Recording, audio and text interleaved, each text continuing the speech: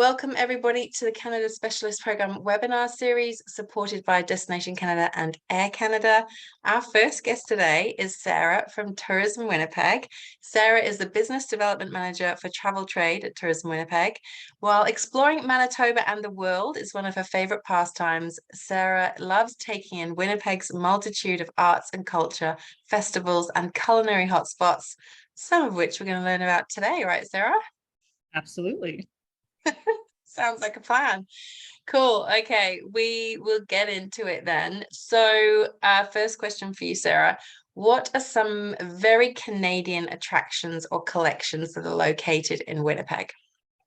For sure. So I always like to say start the journey in Winnipeg. And I think before I start talking about some of those Canadian collections, just wanting to show a lay of the land. So a reminder where Winnipeg is in Manitoba. So we are right in the center of Canada, right in the center of North America. So this is one of the main reasons why we have some of these very Canadian experiences and Canadian collections. So I'll start us off with one of my favorite, very iconic museums in Winnipeg called the Canadian Museum for Human Rights. So as you can see, the architecture is just absolutely amazing.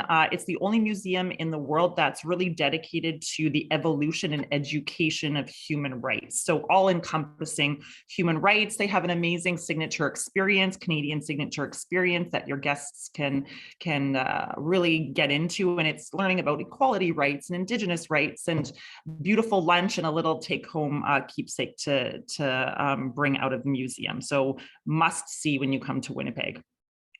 Moving on, we have the Manitoba Museum. So this is our history museum.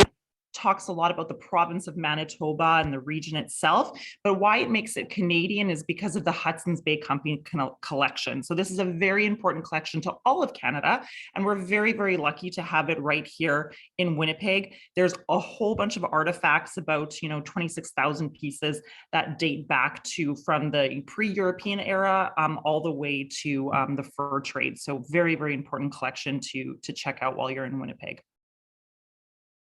And moving on to the next attraction, we have Qaumajuq at the Winnipeg Art Gallery. So this is the Inuit Art Center, Qaumajuq, and it has over 14,000 pieces of Inuit art, the largest collection in the world.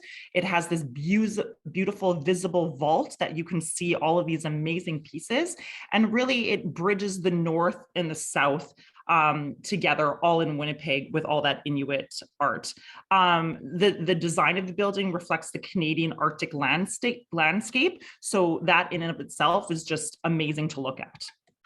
And then we have the Mint. So the Royal Canadian Mint, there is one in Ottawa, the capital of Canada, but there's also one in Winnipeg. So we produce all of the circulation coin for all of Canada, and actually about 90 different countries. So not just Canadian coin. It's very interesting to learn about in about 45-minute guided tour, and the boutique as well is amazing to take home some specialty coins. So it's really a great little stop on your way in Manitoba for sure. And then next up, we have the Royal Aviation Museum of Western Canada. So this is a great museum. It's located right near the airport, so you can tie it in right before you fly out or fly into Winnipeg. And it really is meant to tell the story of Canadian aviation. Really great space. They have lots of kind of big planes that you can also get in, and very interactive. So it's a really fun piece even to take your family as well, if anybody has little young ones out there. And last kind of very that I'll talk about is Canada's Diversity Gardens. So this composes various types of gardens, like Indigenous gardens, kitchen gardens, and then the main attraction is this horticultural attraction right in the center called the Leaf.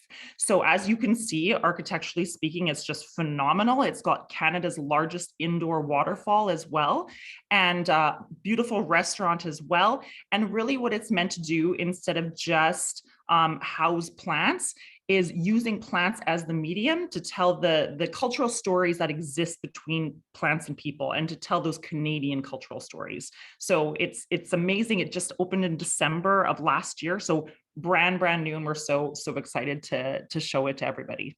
Always exciting to have something new to talk about. But I mean, Sarah, all of those attractions are just amazing. I hope you guys have learned something about, already. There's so much to do in Winnipeg. We're sort of tying in sustainability to the series this year as well. Can you tell us a bit about a Winnipeg experience that ties in with the sustainability theme? Yes, no, love to. So this one I know I've talked about before in the past, but it's just such a great experience to tie in that sustainability aspect. So this is our Journey to Churchill exhibit at Assiniboine Park Zoo. The exhibit Cool. itself, as you can see, you can be in a 270-degree tunnel watching polar bears swim above you. So just, it's absolutely incredible. But in addition to that, it actually has a research center on site. So the full name is the Leatherdale International Polar Bear Conservation Center. And in this center, you can really learn the work that's being done in zoos, in terms of wildlife conservation and environmental protection. So it's really that sustainability piece that people want. And it's also an incredible addition to an itinerary before you're going up to Churchill, Manitoba to see the polar bears in their actual habitat. So great education piece. Yeah, to kick things off before you go north. Awesome. Loving hearing about all of those attractions. How about some of the areas to explore in Winnipeg? Sure. Yeah. So there's about three that I like to focus on. Couldn't, not mention the Forks. That's the lower picture there. The Forks is really a gathering space. It has about 6,000 years worth of history ingrained right into this place. And it's still a gathering space to this day. And as you can see, there's riverboat tours, there's art installations. They have an indoor market space where there's food kiosks and kind of like a craft beer wine area where you can have a beer as you're walking around and doing some shopping at some local shops. So it's a great place to spend a lot of time. The upper photo is of the Exchange District. It's a National Historic Site in Winnipeg. And as you can see, these buildings are like turn of the century, Chicago style like architecture. A lot of movies have been filmed in this area because of the amazing architecture. So it's a fun place to walk around. And then on the left, I have to mention St. Boniface. This is our French district. Winnipeg has the largest French-speaking population west of the Great Lakes in Canada. So we're very proud of that heritage, of our French heritage. And we have this amazing area that you can walk around called St. Boniface, shops, boutiques. And one of the star attractions is the St. Boniface Cathedral that you're seeing here that you can go around and explore. Again, so much diversity. Love it. Thank you. And of course, Indigenous experiences are also on the rise in popularity, which is fantastic. Does Winnipeg have any Indigenous experiences? Yes, we do, and I've touched on it a little bit, but Winnipeg goes back. I mean, there's 6,000 years worth of history, and obviously that started with the Indigenous people. So our roots are really deep within Indigenous people. So today, the city is actually home to the largest urban Indigenous population. From arts to attractions to cuisine to festivals. The Manitoba Festival is the picture on the left. Is a festival that you can take in that happens every year that you can see powwows and such. So really, really beautiful festival. Other experiences that are very brand new. The lower photo is a center that just opened in December of 2022 as well. And it's the Treaty Relations Commissions of Manitoba. And they opened this center to essentially talk about that 6,000 years worth of history in treaties that took place, and really to be a space to share stories. They consulted with elders and knowledge keepers in order to have all of those stories in this center. And then the upper photo is amazing. Really excited to talk about this one. So Nonsuch Brewery is an Indigenous owned brewery, and they had this amazing experience called the Beer and Bannock experience. And so you can make Bannock bread, which is like an Indigenous bread. You can sample some of their beers, and then you also learn about the story and Nonsuch's connection to Louis Riel, who was the Indigenous founder of Manitoba. So I'm not going to give it away. You have to do the experience in order to learn what it's all about. But it's a really amazing experience to check out while you're in Winnipeg, and brand new. Yeah, sounds it. Thank you. What about some additional activities that are maybe are specific to different seasons, to summer activities, winter activities?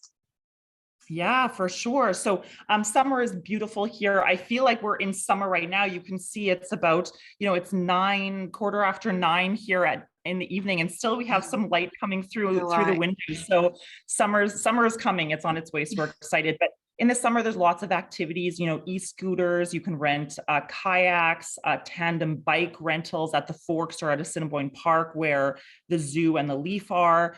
And then festival season. Summer is completely festival season. We have the Fringe Festival, the Folk Festival, the Jazz Festival, multicultural festivals, food festivals. And so, you can just come to Winnipeg in June, and then every single week there's a different festival. And yeah, you're going to have so much fun being outdoors.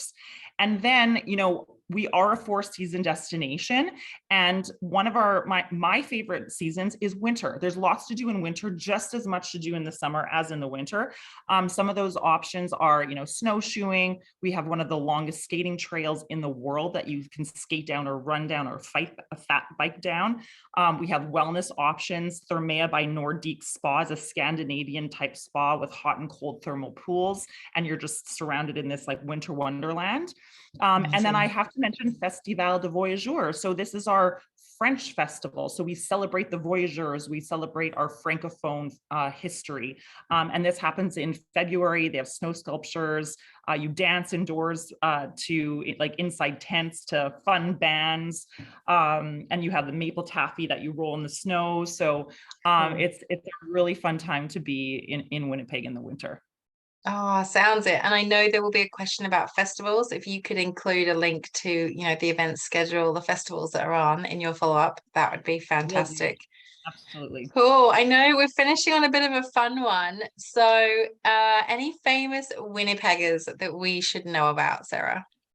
Sure. I love this one. I get excited about it. So Winnipeg is like a little bit quirky. So I'm going to leave you with a bit of a quirky video, and I'll let it do the talking. But this will explain some kind of connections, Winnipeg connections to some pretty famous personalities. So I hope you enjoy. So, what do you know about Winnipeg? Winnipeg! Back to Winnipeg! Spoiler alert, we're famous. Here's Winnipeg for real. Unique baby names are all the rage these days, but have you ever heard of a man called Intrepid? He was born and raised in Winnipeg, although his given name was Sir William Stevenson. Any guesses what international phenomenon he inspired? My name is Bond. Bond. Bond. James Bond. The world's most famous spy. What do Bugs Bunny, Snow White, and Winnie the Pooh all have in common? Oh, help and bother. We'll take credit for all of them, thank you very much. Disney illustrator and Winnipegger Charles Thorson based the character of Snow White on a young local waitress and later went on to create Elmer Fudd and Bugs Bunny. What's up, Doc? And who put the Winnie in Winnie the Pooh? In 1914, World War I captain and Winnipegger Harry Colburn brought a black bear cub named Winnie to England as his regiment's mascot. History was made when Winnie was visited at the London Zoo by author A.A. Milne and his son Christopher Robin, which led Milne to create a series about a boy and everyone's favorite glutton for honey, Winnie the Pooh. Winnipeg is the cultural cradle of Canada, and we take our title very seriously.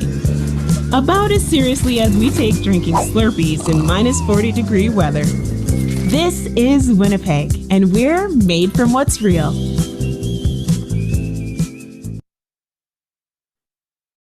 Okay. Oh, Sarah, thank you. You're most welcome. That was fun.